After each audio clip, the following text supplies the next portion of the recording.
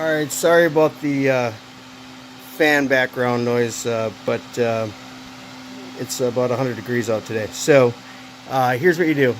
You see this nut right here? I don't know if you can see it. There's another one on the other side. You can do, unscrew that. A little flathead. Pop this out. Flip it over.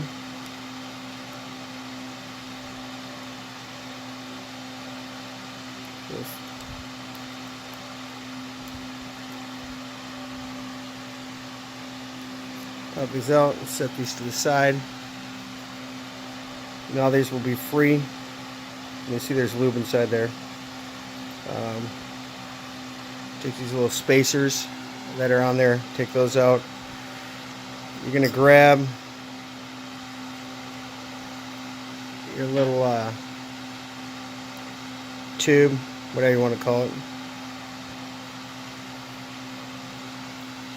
Twist one of them out to the end.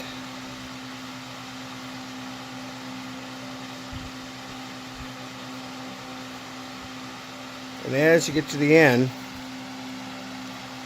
you're going to take this and you're going to spin while you hold the tip right here.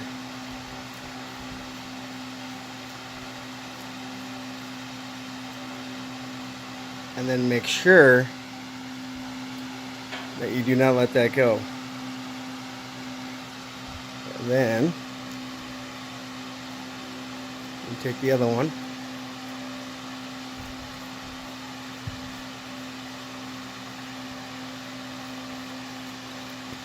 Much faster when the motor does it, right? Let's get this to the end.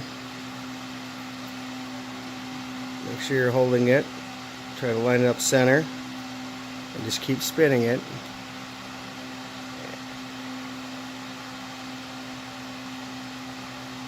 Until it's free floating. And you'll see that the balls don't come out. Now what you can do is you can put a zip tie on there. And if you put a zip tie, here, let me grab one real quick.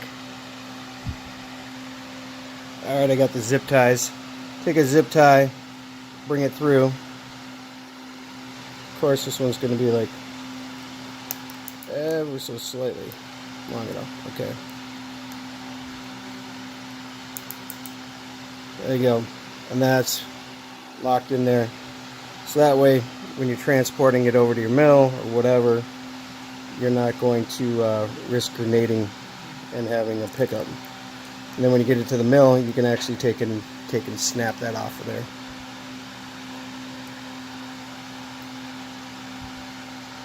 There, that way, these are secure. And installing them is basically the same exact way. You take this on here and twist it.